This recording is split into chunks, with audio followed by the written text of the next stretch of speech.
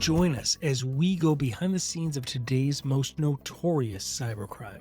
Every time we get online, we enter their world. So we provide true storytelling to raise awareness, interviewing global leaders making an impact and improving our world, translating cybersecurity into everyday language that's practical and easy to understand. We appreciate you making this an award-winning podcast by downloading our episodes on Apple and Spotify and subscribing to our YouTube channel. This is Cybercrime Junkies, and now the show.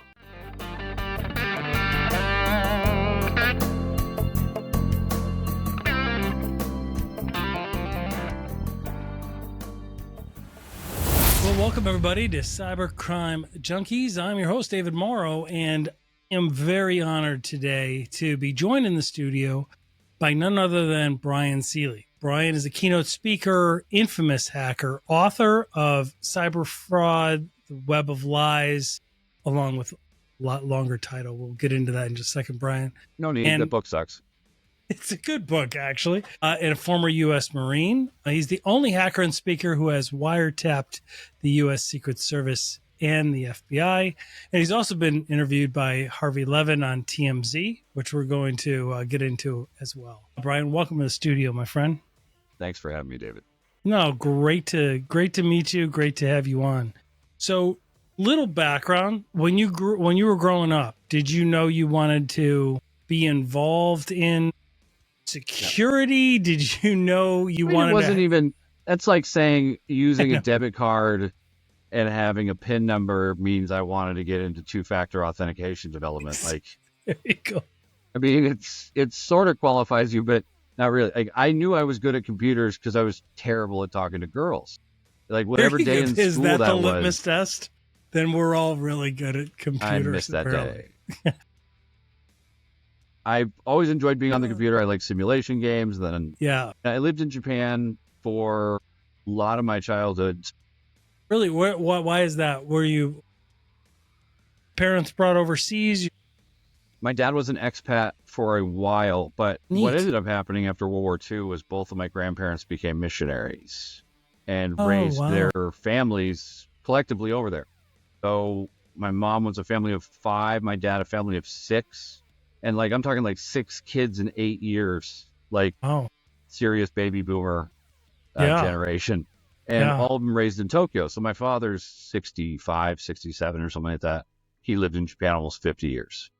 Wow. It's, for lack of a better word, home. Yeah. But coming over to the U.S., joining the Marine Corps, I mean, I was okay on a computer, but I wasn't proficient. I mean, I'd done tech support since middle school. Okay. Because the community out in Tokyo was like, being able to like set up a printer, install software. It was still, there was no YouTube, like tutorials. There was no Wikipedia, nothing. Right. So intuitively I understood it. And that was sort of like the base of operations for the foundation for learning this stuff. But I didn't even really learn most practical skills that I use every day until after the Marine Corps. Yeah. But it all gave me that sort of the base to operate from. When you join the Marines, and thank you for doing that, by the way, it's awesome. We're part of InfoGuard. We try and help out any way we can, but we were not, we haven't served. So I'm always in awe of people. Everyone can serve in their own way. It doesn't make one service better than the other. And there's plenty of people who were in the military who get thanks for their service who don't deserve it, who did awful things while they were in the Marine Corps or other services. So thank you. Thanks for saying it was that. my That's pleasure. good. But I know a lot of people that I look up to are firefighters or cops or absolutely. Yep. therapists or other people who've dedicated their lives to helping other people, and they've made a real impact on me, and that has shaped my, I guess, worldview and sort of outlook generally in life. Yeah. So in the Marine Corps, did you join in like the cyber brigade or the cyber, or did you just after the Marine Corps, as you migrating and transitioning into civilian life, that's where you picked it up? I was a linguist in the Marine Corps. Okay. But after the Marines, I did sort of basic junior level tech to like a systems engineer level. So a lot of Windows consulting, some Mac, some desktop support, and that quickly turned into like specialty Exchange, Office 365 stuff, and just sort of based from there. I got a bunch of certs and started realizing, okay, like this is something I understand, I enjoy it.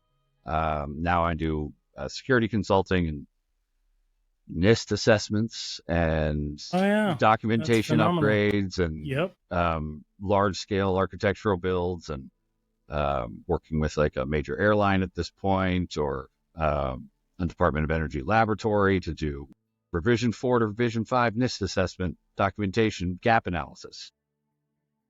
Super boring if you aren't into it, and if you maybe take the project with the wrong sort of approach, but realizing like how important some of these things are and getting the security controls documented properly to prevent anything from happening. Yeah, you need to have a framework, right? Yeah, I mean, we need to have a framework because there is no like state of being completely secure.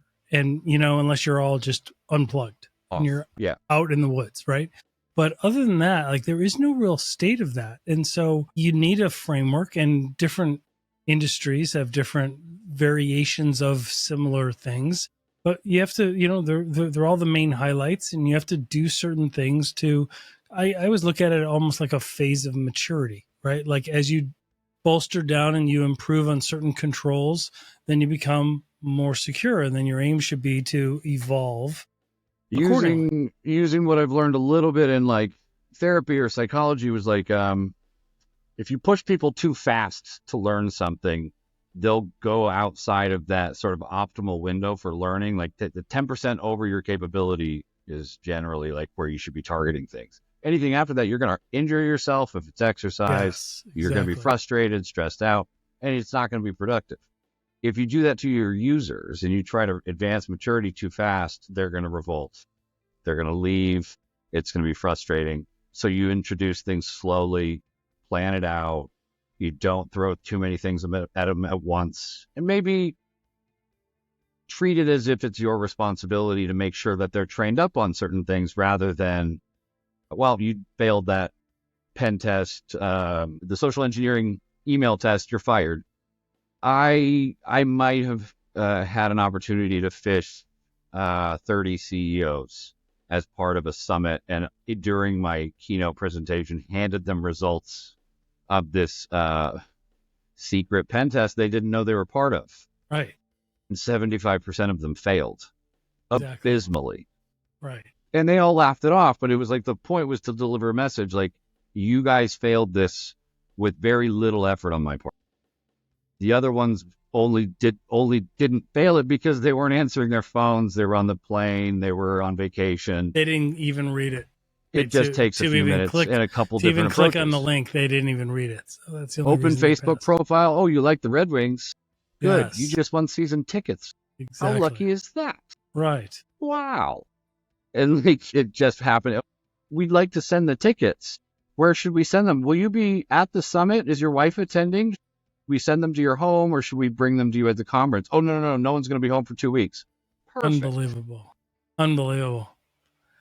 Like, so, yeah. So what you're talking about is that the pretexting and social engineering, and then the execution of it. And why is it, do you think, I just want to ask this right off the bat, why is it, do you think, that so many people continue to fall for social engineering and they forget, like in hindsight, they could look back and say, why did I not recognize it? It's so obvious, right? Like, why did I not? I have a theory that I don't think anyone's put together yet. And I'm by no means a psychology expert or anything else, but I want to hear it. I was watching a YouTube short. Someone was asking someone, what's one of the most important things you've learned in all your research? And it was interviewing some guy in mindfulness space. Yeah. And he said, hurried isn't loving. That's a great quote. When you're hurrying and you're stressed, you're not being the best version of you with your kids, your coworkers. You're more stressed out about things. You're trying to get things done quickly. You're not doing them properly. You're not paying them the appropriate amount of attention that things should be. Yeah, you're not being because mindful. You're rushed, because you have a lot of things on your plate. So if you are running through your life with the concept of inbox zero, this goal of having no notifications in your email inbox, it means when you get too many emails, either A, you're not going to click on all of them, or B, you're going to shortcut to get through all of them, and you're going to triage quickly. Triaging emails quickly is a recipe for disaster. You will not get good results when you rush things. Yeah. What's your thought on the I've interviewed some neuroscientists, and what they've talked about is the amygdala hijack, right? And how when they tap in, let's say they do take the time to read something, and it's that sense of urgency. This is going to happen. You've got to go in and verify something within 24 hours. Otherwise, you're going to lose access to some system, or something bad is going to happen. Immediately, those things work on tons of people. Really, it really works. And they talk about the amygdala. It triggers something emotionally, where then you're in amygdala hijack, that foundational reptile brain of fight or flight. Like there is a woolly mammoth in the village type mentality, right? And you can't remember your neocortex, your thinking brain, your more modern brain can't operate during that time, and you can't actually remember the logical training that you've received. And so then you just click. You could watch videos by Jocko, some of his content, and what Navy SEALs would do in terms of how they breathe to combat stress, or how they breathe to prepare for stress, and the length of box breathing, or like there's all these different techniques to be able to get to sleep, or how to wake up, or how to prepare for something that's going to require your very utmost of focus, like getting shot at. That's definitely a situation where an amygdala hijacking / adrenaline rush would probably help. That's what it's there for. It's to combat an imminent threat that you need to be ramped up and ready for. Someone sending you a text message that you haven't verified shouldn't put you into fight or flight, but we've found ways to social engineer, aka lie to people. Pretexting, it's just lying. So instead of complicating it for people, cybersecurity phrase for lying. I need to figure out how to lie to you till you go, oh, okay, here's my money, or the thing that's going to allow you to get my money. People will. For example, there's one common one that on the border of Mexico, people will pretend that they're calling from Mexico from a police station where someone was arrested for peeing on a church while he was drunk. Meanwhile, he's home playing Xbox, but they're calling grandparents. Yep. Who watch Fox News. Yes. And they're looking for people who are going to buy into this story. Oh, the federales are coming. You can bribe us, but you can't bribe them. And then he's going to prison. And that'll be it. Send us $1,000 Western Union, no questions, no cops. And they people do it. Still, and you think that's so like it's off app. It's so okay, but odd. You're not ready for the next level. One of my agents who represents me for speaking, I was talking to not even a few months ago. She got a call, and they played her daughter's voice. Yeah. Inside of the trunk of a car. Deep fake. Right. She had been traveling in Mexico. So, this woman is now permanently traumatized, who has heard her daughter being kidnapped, a simulation of it, but thought it was real. That's an amygdala hijack if I ever heard one. And I can't even imagine going through that, except that I kind of can. My stepdaughter was trafficked 7 years ago. You're kidding. Brian, it's you're not, kidding. My God. It is one of the reasons I kind of didn't do a lot of public stuff for a while. Yeah. It took a long time to get out of. There was whatever the action movie story narrative is, I'm a Marine, I'm a hacker. I rescued my kid 6 weeks later. Police did a raid on a house that I led them to, and she's safe. However, so you use your skills, yes, to rescue her, which is phenomenal. And then immediately fell apart. Well, yeah, exactly, because they don't show that in the films. No, Liam Neeson's they don't show that in great. the movies. They just they end right at the reconciliation. And then he goes to like voice lessons with his daughter at a pop star's house, right. And he's got that sexy voice. Yeah, he's like it plays for movies. People want to think they're going to be a hero. You don't want to find yourself in that position. I don't know how to explain how devastating it is. No, but it's phenomenal that nightmares. At least it. I hate to this is the first time hearing of this, so yeah, no, I totally. At least it could have been worse. It could have been worse, and you almost every scenario was worse. Yeah, so you did remarkable work. However, like the first time I talked about it really on stage was a couple years ago for a keynote. I almost didn't do it. Yeah.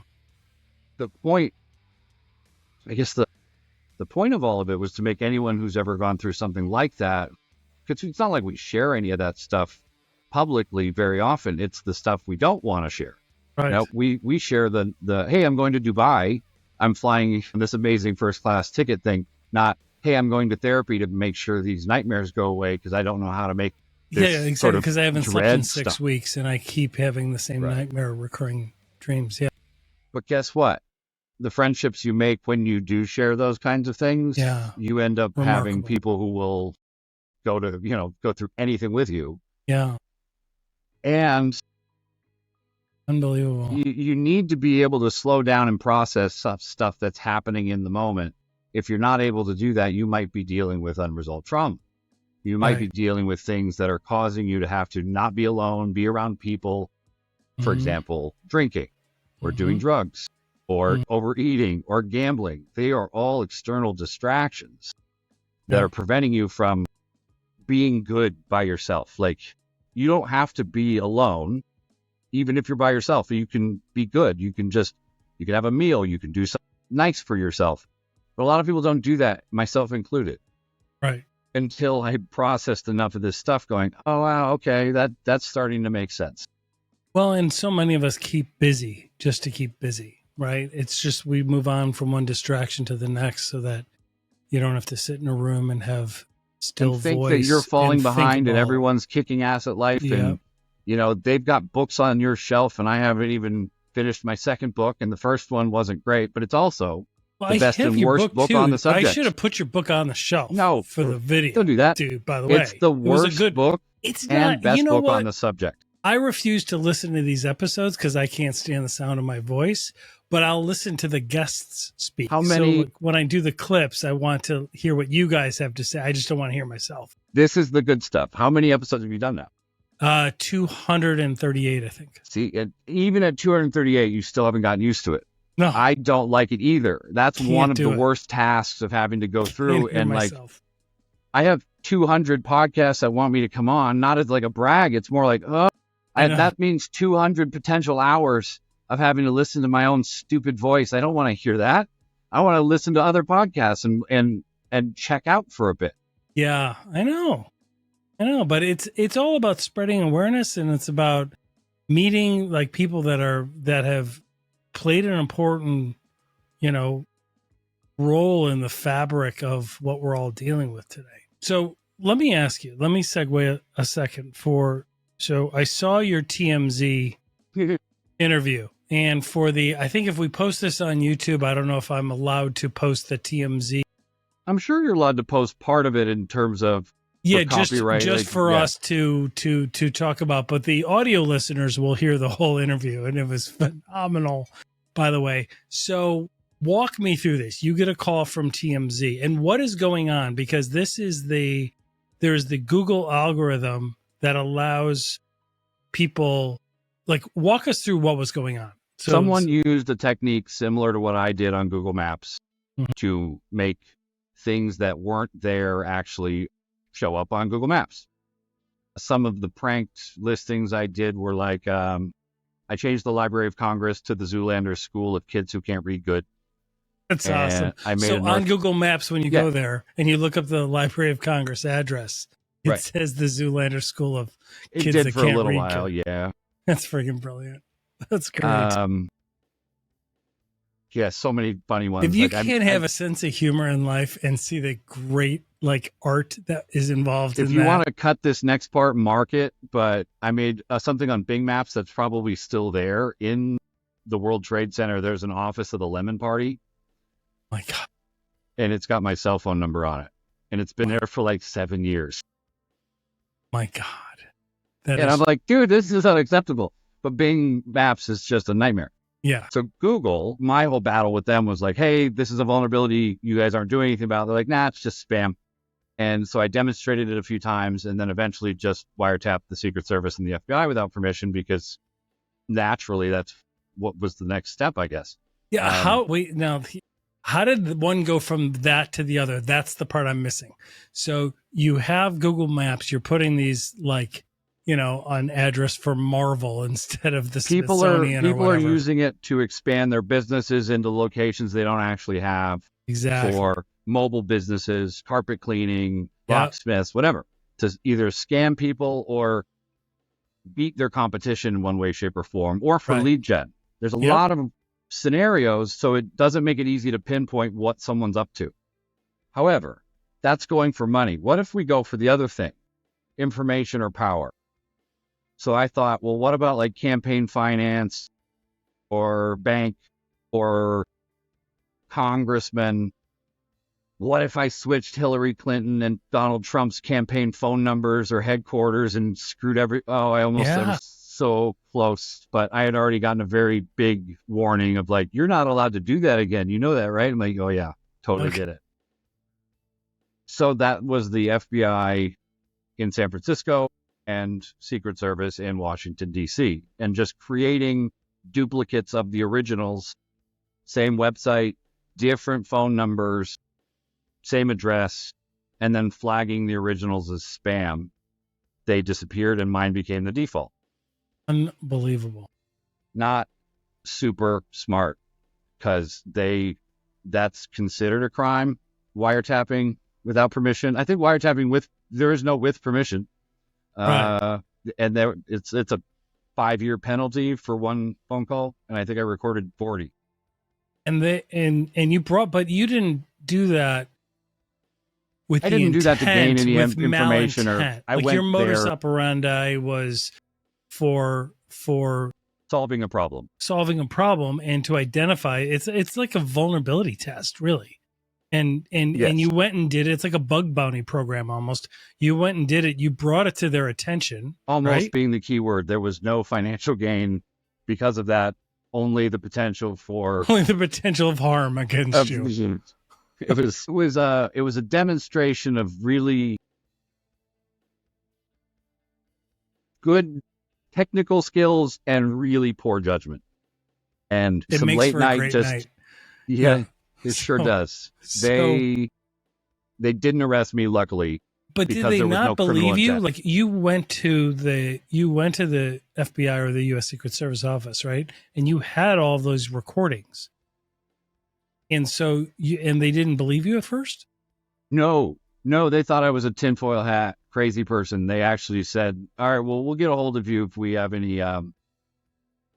Because it could be fabricated. It could be a false flag. It could be some sort of weird, like he's just trying to get in here and learn more about it using some pretext, right? To get us to talk about the organization, right? Learn about tactics, response times. Who knows? Counter espionage, right? Right. Counterintelligence, sure. I got that vibe when they were sort of like, "Hey, you can leave. We'll get a hold of you if we have any questions." So I said, "Okay, I can just prove it. And if I can't prove it in 5 minutes or less, your pizza's free." And the guy said, okay. And I said, take your phone out and call the office of the Secret Service in Washington, D.C., hoping that he would use like Washington, D.C. Secret Service or flipped around.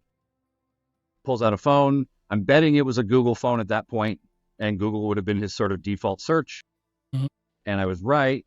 He called. This is Agent so-and-so. He knows this guy on the other end. None of us the two other agents and myself could not hear the conversation. He wasn't on speaker, but you could tell he knew the guy. They were familiar, small agency. He hangs up, and then I got a notification on my phone saying, you got a new call. Would you like to listen to this for quality purposes for your new campaign? Like, yes, I would. And we push play, and then I turned it on speaker, and then you could hear the phone ringing. The guy answered the phone, Secret Service, and it was that cool guy voice, like being air traffic control. And then you hear both people talking, and then he hangs up, and then all of them were like, what do we do now? And the one guy, all he said was, oh, shit. And then they took all my stuff. Yeah, they would like what? Put you in a room for a few hours? Oh, there's a guest suite. Not suite. It's a tiny, tiny room with 2 or 3 chairs, and then everything else is bolted down. There's a handcuff bar. I'm assuming that's what that is. It doesn't seem to be like an assisted, like railing for like a bathtub. It's more like there's no shower in the room, so you're like, I don't know what the rail is for. No. It was a real bummer of a room. Yeah. But I stayed in there they wanted to ask me a few questions for 4 hours. Yeah. Until they finally called Google and yelled at them and told them to turn off business registrations until they fixed it. So that's where the vulnerability was, is the public was able to manipulate the way the algorithm works, right? And the way and then so Google turns this off, and the Secret Service thinks this has gone away, but then a couple months later Google turned it back on. Well, I demonstrated it a year later in my TED Talk, that I put a snowboarding shop in the White House called Edwards Snow Day. It's still one of my favorite jokes. This is the first I'm hearing of this, so this is great. So by the time this goes public, I'm going to have found this, and I'm going to put clips up here There's a lot of articles of people going, no one knows who did this. And some people are thinking it's this guy or this guy. And you're like, I did a TED Talk on it. Like, no, the TED Talk hadn't even come out. It was like they found it within days of it happening. People will look on the maps for edits and for people defacing stuff. And they found it pretty fast, which is why Howard University, for the TMZ story, Howard University is a traditionally historic African-American black college. And someone changed the entire name of it to N-word University. My God, you're kidding. That's why it was titled That's why TMZ, because the co-host is black. And also, it doesn't even need to be black for other people to give a crap. Like, that's not a really cool thing to have. Yeah, it's still uncool, and it's got to stop. So, okay. And then, so they call the guy that is the master of this. And you're like, yeah, this is something that can happen. People can do this. I'm totally for free speech, and I just want to figure out how a computer could, like, if it sees you typing that word in more than once in your lifetime, like, how does that not get flagged? It just shuts everything down and be like, you've been cut off. Sorry, you can't say that 6 times in, Yahoo chat. Yeah, well, and think about, like, I think about that, and I'm like, because I'm a huge freedom, like, free speech. You should be able to say it, even though you're an idiot. You should still be able to have your opinion. I just don't have to. If that wasn't true, I wouldn't. Yeah, exactly. Like, I just don't have to, like, be persuaded by your view. But the right to say it is perfectly fine. However, with an asterisk, like, if you're typing in, like, a machine and you're looking up bomb making material for airplanes, or, you know what I mean? Like, stuff like that, like, how to get rid of a body, where to buy. Yeah, like, how does that not get, like, okay if they flag that? Like, but then the problem is where's the line, right? Like, where's the line? I mean, obviously, after somebody blows up a place, they'll always go grab the drive. It is always difficult to assign in.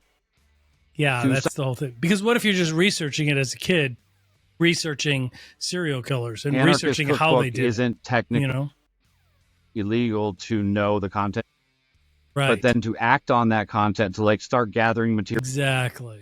Yeah. Okay, that shows some intent to learn or apply the skill, and then you go and buy them and you start making. How about purchases, though? Like, you know, if you're a fan of true crime, right? You always hear these people that bury somebody in the woods. They're always going to Walmart, and they're always buying, like, the same kill kit. Like, somebody's buying lye and bleach and rubber gloves and like in the a same shovel in the same thing, and they're not buying Twinkies and milk and other stuff. Like that's the only thing they're buying.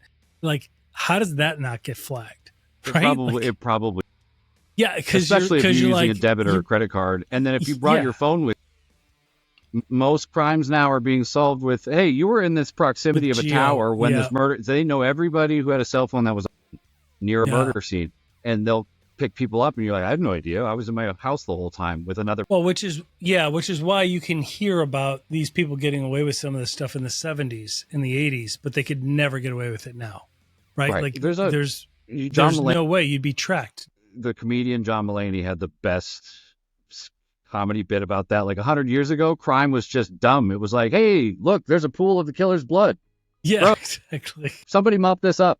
Like, that's it. There's no DNA. You have no, all you had to do was walk away from the crime and no one saw you. You were scot-free. Yeah. And now it's very difficult. Yeah. Well, and thankfully, right? Yeah. So, okay. So that was the TMZ interview. Yeah. And then someone was racist on a big yes. And how did they do that? You came on as the expert and you went on and did it, which was fascinating. I saw another interview where you were talking about the vehicle hackings. Oh, and okay. This was about 6 years ago. I mean, because I remember when this first came out. This is now, I mean, lots of people have demonstrated vehicle hacking.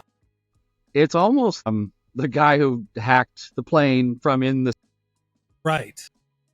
On its face, it sounds dumb. It is dumb. Don't do that on the thing you're flying. Well, while you're flying it. Right. Yeah, correct. Exactly. You could demonstrate it in a simulation. The reporter's in this Jeep or something, and the interview, he's like, all right, hack my car. Be like, maybe not. Maybe be in a parking lot. Maybe. Exactly. Maybe anything but on the highway with other. Right. But they were able to do it safely and demonstrate it. And now there's car hacking villages at lots of different security. Absolutely. Yeah. DEF CON's had the car hacking village for a while.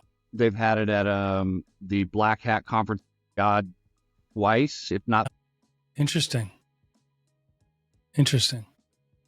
So is it the infotainment systems that mostly get compromised? Like Teslas get connected and download updates over the internet. It's right.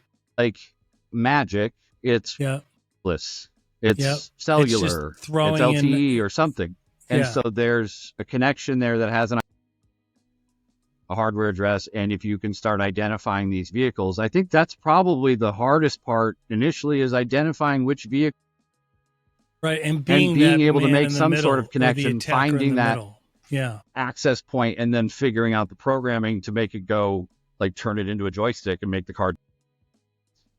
Or if it even has that capability. Sometimes it's just take off, activate OnStar, kill the engine, some limited capability, but most cars, as we evolve, are going to have access to lots more. Absolutely. So yeah, learning this stuff is good for people. People are going to try to their advantage and make every car crash. Who knows? There's limitless that people have come up with, and that either people get ideas from, or at least learn at it. So it's very. So, tell us a little bit about your book. So you talk about fraud and consumer fraud and these organizations. Mainly it was Google Maps and the reviews and the whole business around building fake to enrich yourself or to do lead. It's available on Amazon, but here's the thing. If you go on Brian Krebs' website, Krebs on Security, I did an interview with him at one point and made the PDF available. So if you go and want to read it, get it. I don't think it's torrented because I don't think that. However, if you do want to read it for free, you can go to KrebsOnSecurity.org, type. There you go. It should come up with a PDF link. If you want to donate money or something, great. Donate money to and just. There you go. That's fantastic. So I love it. It's very simple. It's about the Google Maps stuff. It applies to Amazon products will have fake reviews, and they're always combating that stuff. Amazon's usually pretty good about it. However, no one really is. No one's really developed a really good system. Yeah. And AI will be used to check reviews, but then AI will be used to write them, and there'll be this back and forth web and well, that's what we're seeing. Let's talk about that arms race briefly. So what is your take on deep fakes? Because those scare the dickens out of me, because I have created an avatar of myself. I've been able to, like, I did a couple segments on this show where it wasn't even me. And like some people that know me well could see it, but a lot of people that know me pretty well could not. And that is really scary. The amount of time you were talking in that last sentence was enough to generate a semi-decent. Exactly. That's exactly right. They aren't good. So if you watch narration on YouTube videos and you start recognizing the same voice from these websites that people use, because they're using products. It's kids, it's teenagers, it's people in third world countries figuring out. Yeah, it's the Hey Gens of the world and stuff like that. And they're smart. They're using it. They're executing a very long-term strategy, and it seems to work, but they don't know how to say AI. They say FB or AI.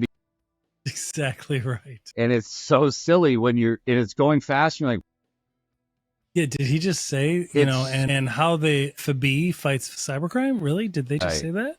It's somebody calling my friend who then calls me to network me into the conversation and saying, oh yeah, he said they found virus. Yes. Like, right. For one, that's say that. Right. Two, they're from Microsoft. They don't. Have you ever tried to get Microsoft on the phone? You're not getting them, let alone them calling you. If all your yes, like it's not going to happen. But the dead way was, we are Microsoft. We are from Redmond. Yes. Redmond, Washington, D.C. No, that's not correct. Sorry. No. Yes. And my friend who's Colorado was like, no, I mean, these guys are really, really sure. I'm like, of course they know. No con artist is like sort of. Yes. You don't have a Mac. You don't have a PC. You don't have one. Right. They don't have access to your computers. They're lying. They're lying to you. Right. Get your money. It's pretexting, Brian. It's pretexting. There's Redmond, Washington, and then there's Washington, D.C. Those are on the opposite sides of the country. Only someone who's not from the United States would think, okay. Right. That's how you know. That's how the acronym.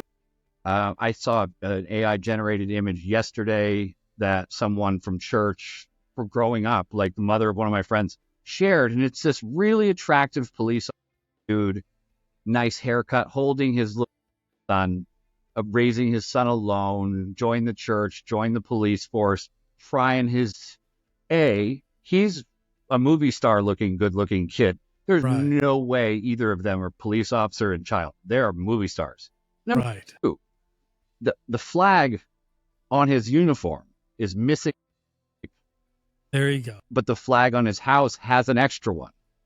There you go. And then there's like 200 stars in the little. They're like, no one's catching this. They're exploiting the patriotic part of you, and you didn't even notice the literal patriotic part. No. And then they think you're bashing them for being Christian, when it's like, no, they're collecting information about you, exploiting that. Yeah. Because they know it's something that you're passionate about. And it's the amygdala hijack, like you're talking about. Mm-hmm. They're preying on something of yours that's. It's exactly. It hits the emotional component. Yep. Work. Exactly right. So one of the stories that I heard, which was amazing, was the one where an employee gets a phishing email, business email compromise. It's an email, right? And it says, hey, need you to wire some funds or do something, right? And they're like, no, that's weird. I'm not doing it. But they say, okay, but then they follow it up with like a calendar invite. for a Zoom meeting or a Teams meeting and they jump on the call.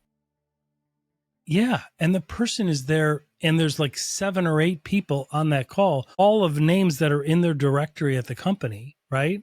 And they might have met a couple of them remotely and some others they might not know, but the names line up. This is yeah, that happened in Hong Kong. Yes. Like $20 million or something. It was like $25 million in a series of transactions that added up to $25 million. And they were able to ask questions and get their questions answered all in real time. If I set up the right, like I've got a laptop right now, but I also have an external card that does deepfake processing. You can do time, like right now I have 7 different cameras. So I've got the one here, it's got a teleprompter, it's got a low light lens, it's full frame, but I've also got a webcam somewhere. I've got virtual cameras that are designed to take software and pipe it into UC here. So some of them, like you've got your David Morrow and here, that overlay or like your third or like branding logos, you've got a lot of options for software to do that. But then the deepfake option will process thing and show you who you think you're being, and then fix the voice and fix the mouth. And with enough processing in advance, you can make the thing say anything, especially with this narrow view. Exactly. And narrow. Right. And that's the only really way to really combat it is to make them do. Yeah, make them move their hand by their face. Or make have them a business process that right? prevents that from happening in that way. Exactly. Cannot do in changes over the phone, over text, over without email. Independently verifying through a normal channel, right? I mean, that's the thing that boggles my mind when I hear of some of these breaches. There was a breach of a very large company. I'm not going to name their name, but the person that got breached, they kept pinging their multi-factor authentication, right? Oh, and that's like Lapsus. How to do that with?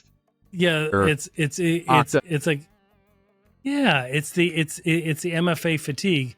And then they get on like the Slack channel or the Teams channel and they're like, you know, hey, we're IT, or no, they actually got them on WhatsApp, which was not a company communication channel.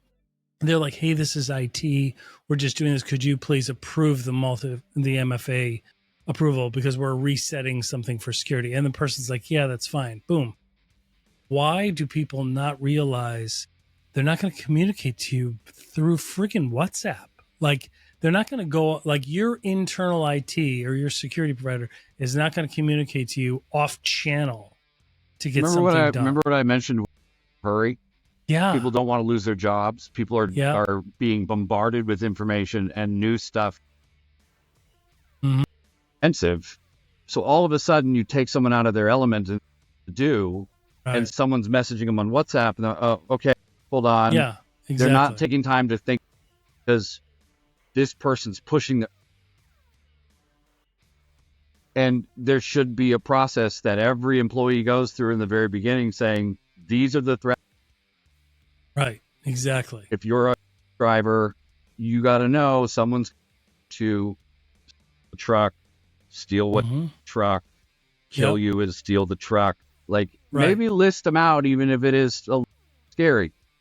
You need to know, if you go hike in Alaska and you don't bring a spray, bear food, you're going out there to bring. And people are going to tell you that there's bears out there because it's a very problem with big. And you. Yep.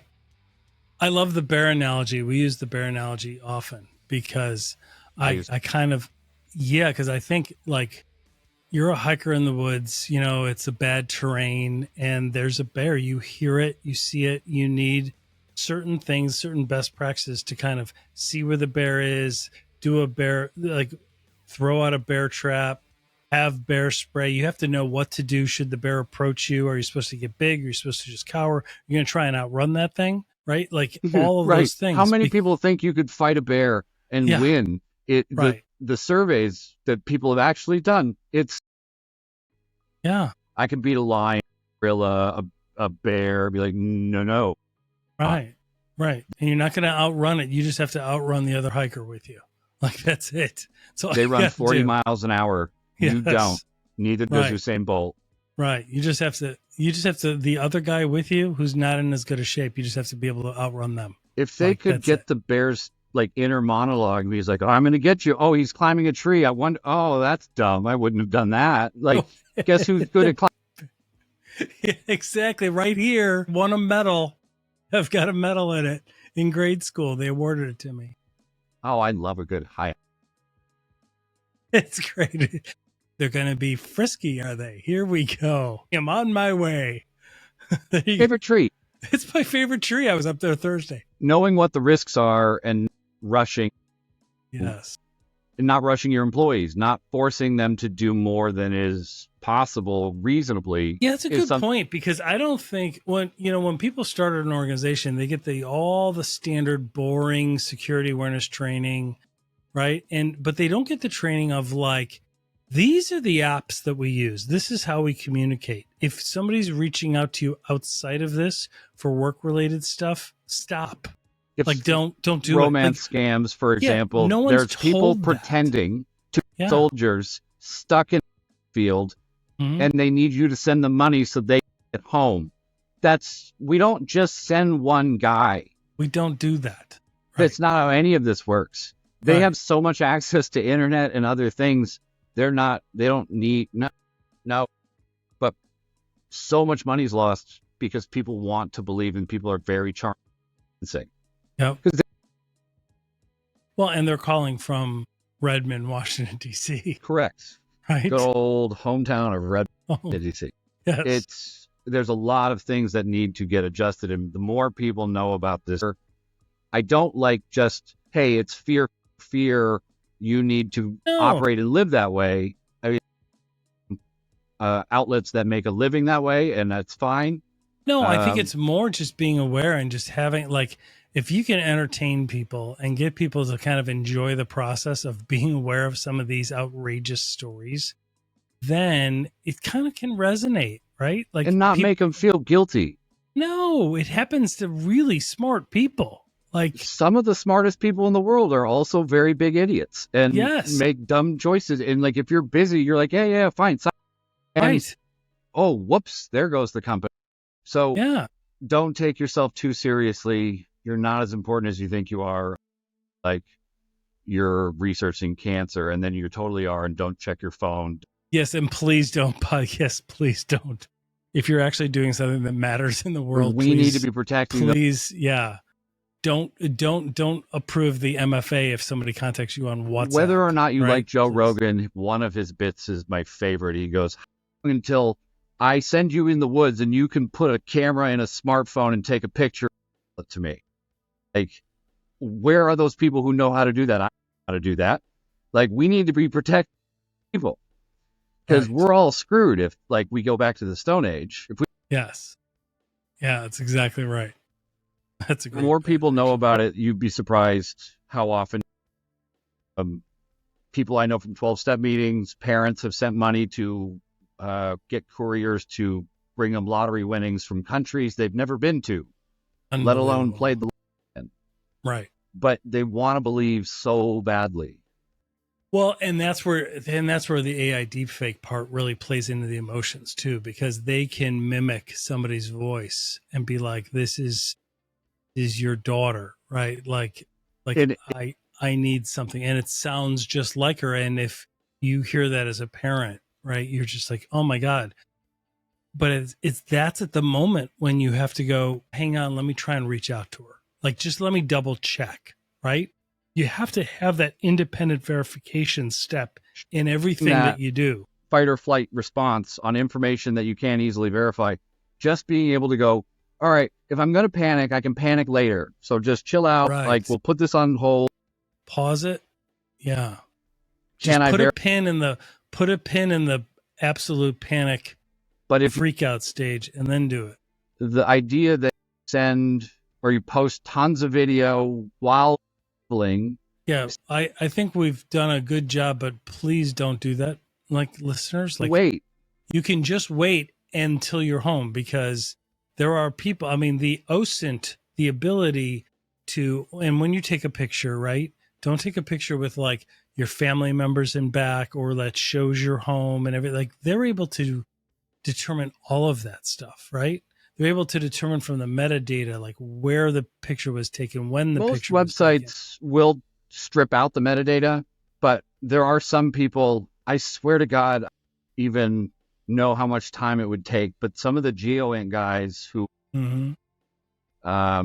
guess this location challenge will then, in less than seconds, go, that looks like sub-Saharan Africa soil. Oh, no, that garbage can's from Mali. All right, look, it's Mali. Let's pick this city. And they go, bang, and it's like and you're like, how many times have you done this? But they can recognize soil, just That's soil. Exactly right. I had Michel Khan on, and he was explaining I all was that. just talking to Michel like 15 minutes ago, because we both spoke at Black Hat. We both are in a... He's one of my... Yeah, I've got his if it's Phantom in case CISO it's not obvious, he is by far a better hacker. He's phenomenal. Like, do you know that his public address was like the address for Tony Stark in Marvel? And like when you look him up online and stuff, his home address. Well, he's got Iron Man in the background of his studio. And his he worked for one of the address of Marvel. Like that's his. When you go into those U.S. people searches and stuff like that, where they'll be able to find all of our houses. Yeah, his address is like Tony Stark's house. Yeah, the guy he worked with for a long time was an former FBI agent who's a privacy. He's like, get off the grid, disappear completely, put your car in a real estate trust, get a license flipper, and like he doesn't have any photos of him on the internet, and like, well, okay, I honestly do get the reason for that level of, but it does make it easier to exist in the world when even if it's not an attractive face. Like I've never been good looking. I've been fine with that. Like I didn't become a model. That's why I'm not. That's why I've got a great face for radio. Correct. Right. And then you never have to worry about it because you're not trying to be that. And you can then go and people recognize you and you can get more gigs. If he's already got all the pedigree he needs and he's got all the, it's fine. Second to things. Yeah. And we get along just great. Yeah. That's great. Pinging stuff off of him, be like, hey, can you help me figure this out? And like, it's just, well, he's one of those guys that does that. He'll like throw a picture up and what the threads are amazing because like you said, within minutes, somebody's like looking at the soil. They're looking at the way the sun is beating down. They can tell you what time of day it was, where it was. Right. You can go, okay, north, south, east, west. This is northern hemisphere. Phenomenal. I can tell you usually if it within a few hundred miles all the time. If I'm lucky, I'll get it within a mile or two because I can see a turnpike or like a street sign that looks like something I've recognized because I've just traveled a lot. But if you've never traveled, these guys have just been playing this for so long, or they're sitting around on the Google Maps street. Right. But reverse image that level of usefulness. And people use these challenges to find people and like go look for. Unbelievable. Well, my friend, I could talk to you for hours. So just phenomenal. So entertaining. One of the most interesting guests we've had, I got to tell you. It's true. What, as we depart, as we wind down, like what are some of the best practices? What are some of your top best practices that you want to tell people to do? Well, I tell my teenage daughter, don't date a DJ, but I don't think that applies here. That's a good one. That's a good one. I believe I've told my daughter that as well. Try to make your passwords easy. Use lyrics from like a favorite song, have a couple modifiers, but don't be predictable. Or keeping database records of all the passwords you've ever used, not just the one that was breach. They're figuring out how to assemble a dossier on you. Don't use all your stuff. That is the weakest. There's something, I read a stat a couple weeks ago. It was something like 70% of everybody reuses. They're like, I've got a great password. I use it on everything. And I'm like, Tabasco or Yeah, Red I'm Hot. like the first thing you said was great, that you have a great password. The second phrase is what kills you, right? You cannot reuse it. If you can't figure out what a good password is going to be, try to make something that's funny, or look up funny password ideas and then extrapolate, but don't copy. Because like, my dog is a terrible driver. I think my dog is an alcoholic. Those are things that are no space, no caps. Or if you have to put a cap, great. But you don't remember this nonsense stuff that you have to write down. And if you have to write it down, it's going to get stuck somewhere and someone's going to see it. Password manager like 1Password. Don't use the one that's in browser because it's easy. Chrome plugins, Firefox plugins, you'll find out 6 months later that was a Trojan horse and it was just collecting data on you and sending it to the developer. Exactly. Use VPNs when you can. One that I will advocate for is like, I was just about to say Proton. They're not a sponsor. I use Proton VPN all the time. You can have it on your phone. You can have it there. Email. Yeah, Proton email is great. The only ones I know that their keys weren't leaked at web. Yep. Meaning that traffic could get inspected and people could see what you're actually doing. Or they don't logs or sell you out with a subpoena as other things. Go and look at your stuff on the internet as if you were trying to sell. Look at your address, name, find yourself in white pages. You can go to a variety. I think I'd even... Yeah, I've got Operation Privacy. OperationPrivacy.com is fantastic. To be able to get yourself off the internet legally, removing yourself house from Google. And Michelle makes this available for free. He does it enough. The idea being, some people want to pay for the service, some for free. Go and spend the time, and because it's your kids and family that are sort of hanging there. And I don't say that like lightly. It's just... No, it's absolutely true. And I always tell everybody to freeze their credit. Freeze your credit, freeze your child's credit. Like, people forget to freeze their kids' credit. It takes less time to unfreeze your credit than defrost meal that you've had in the freezer. So it's that's phenomenal. Great advice, great discussion. I would love to have you on again, man. If you ever run out, dude, I would love. I say we take one of the breaches that happens and just go to town on it and just talk it through. There's so many. Yeah, there's so many good life lessons that could be learned in a breach. And when I look at them, I don't try and blame the security team or anything, because it could always happen. But the point is there's usually a good life lesson in there that we can all learn. Even CrowdStrike thing that happened recently, the way CrowdStrike handled it was amazing. Yes. But then there's other responses that aren't so amazing. When a company will look at how much a breach was actually affecting their data. Oh, well, some of our data was compromised, but no one got access to... Okay, they got access to everything. Yes. You always find out it's like 6 weeks after the SEC filing, right? Like, they're like, yeah, well, it really wasn't that big of a deal, investors. Don't you worry. And then like 6 weeks later, the conclusion they got everything. Is the people who do penetration tests on their own companies, because some of them are required to, the people who actively look for vulnerabilities are the people therapy like that. If you're going to therapy, it's to resolve things that are problematic in your life that are no longer serving you. Maybe you've got anger issues, maybe you've got a drinking problem. If I see someone too much, usually it means, there's something wrong in their life. That's the solution. It's not the problem. It's not. You go to therapy, you find the problems, you deal with them, you move on to the next thing. It's not a race, but the faster you get through them, the better. Yep.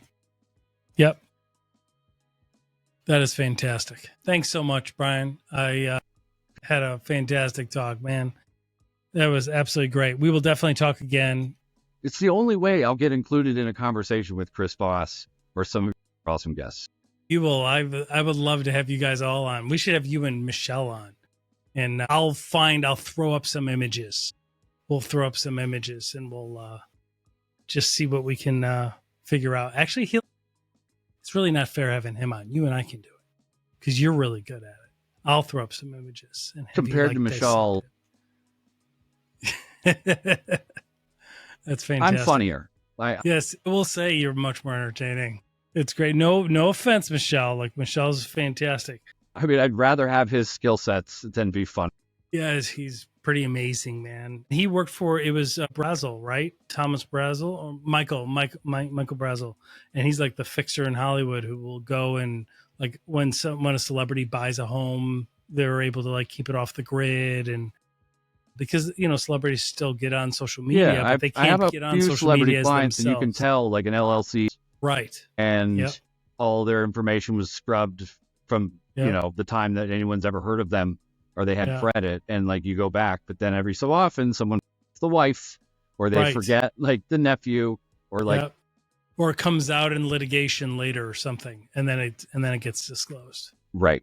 There are billionaires that would be on the Forbes list who pay to be off of the list. Yes. So if anyone ever thinks, like, I got to be a billionaire and I want to be on the Forbes list, what do they do? Oh, yeah. Right. They don't want their kids kidnapped and held for ransom. They don't want to be in the public. They don't want to draw the life. They have enough things that they're happy about in life. They don't need to draw that life. Yes, that's exactly right. Very cool. All right, man. Thank you so much. Great episode. I will talk to you soon. I promise. Thanks, buddy. All right. Talk to you. Bye.